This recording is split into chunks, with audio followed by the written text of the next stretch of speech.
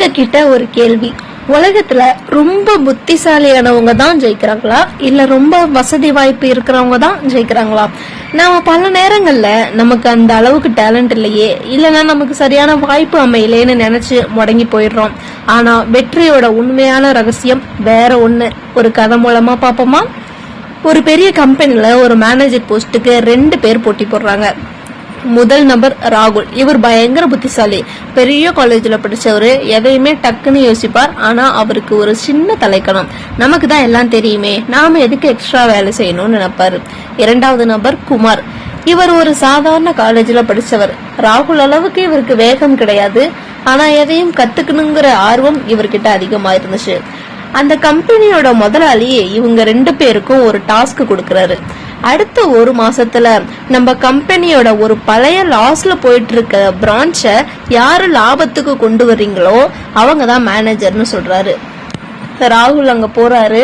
அவரோட அறிவை பயன்படுத்தி நிறைய கால்குலேஷன் போடுறாரு. இதெல்லாம் வேலைக்கே ஆகாதுன்னு சொல்லி பாதியிலே நிறைய திட்டங்களை கைவிடுறாரு. ஆனா குமார் என்ன பண்ணார் தெரியுமா? அங்க வேலை செய்யற கடைசி ஊழியன் வரைக்கும் போய் பேசுறாரு. பிரச்சனை எங்க இருக்குன்னு தேடுறாரு. ராகுல் தூங்குற நேரத்துல கூட குமார் அந்த ஆபீஸ்ல உட்காந்து வேலை செய்யறாரு. 1 மாசம் முடிஞ்சது. ராகுல் கொண்டு வந்த ரிசல்ட்டை விட குமார் கொண்டு வந்த ரிசல்ட் அசாத்தியமா இருந்துச்சு. அந்த நஷ்டத்துல இருந்த பிரான்ச் லாபத்துல ஓட ஆரம்பிச்சது. முதலாளி குமார மேனேஜரா அறிவிக்கிறாரு. அப்போ ராகுல் கேட்டாரு, சார், நான் தான் இவரை விட புத்திசாலி, என்கிட்டதான் நிறைய ஐடியாஸ் இருக்கு, அப்புறம் எப்படி இவர் ஜெயிச்சாரு அப்படின்னு. முதலாளி சொல்றாரு, ராகுல், உன்கிட்ட திறமை இருக்கு, ஆனா பொறுமை இல்ல. குமார் கிட்ட திறமை கம்மியா இருக்கலாம், ஆனா ஒரு விஷயத்த முடிக்கணுங்கிற விடாமுயற்சியும் உழைப்பும் அவர்கிட்ட இருக்கு. திறமை உள்ள சோம்பேறிய விட விடாமுயற்சி உள்ள சாதாரண மனுஷன் தான் எப்பவும் ஜெயிப்பான். இன்னைக்கு உங்களை சுத்தி இருக்கிறவங்க உங்களை விட அறிவாளியா தெரியலாம். அவங்களுக்கு முன்னாடி உங்களால ஜெயிக்க முடியாதுன்னு நீங்க நினைக்கலாம்.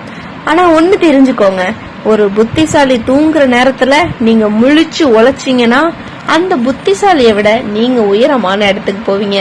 திறமைங்கிறது உங்களுக்கு கிடைச்ச பரிசு, ஆனா உழைப்புங்கிறது நீங்க உருவாக்குற சாம்ராஜ்யம். உங்க உழைப்ப நம்புங்க, காலம் கண்டிப்பா உங்களுக்கு பதில் சொல்லும். உலகம் உங்களை நீ அவ்வளவுதான் சொல்லும் போது அமைதியா உங்க வேலைய மட்டும் பாருங்க. ஏன்னா உங்க திறமை என்னன்னு நீங்க மத்தவங்களுக்கு சொல்ல வேண்டிய அவசியம் இல்ல. நீங்க அடைய போற வெற்றி அத ஊரே கேக்குற மாதிரி சத்தமா சொல்லும். தூங்குறவன் ஜெயிக்க மாட்டான், மத்தவன் தூங்குறப்ப உழைக்கிறவன் தான் சரித்திரம் படைப்பான். திறமைங்கிறது ஒரு கார் மாதிரி, ஆனா உழைப்பு தான் அதுக்கான எரிபொருள். உங்ககிட்ட ஃபெராரி காரே இருந்தாலும் அதுல பெட்ரோல் இல்லைன்னா அது வெறும் இரும்பு கூடுதான்.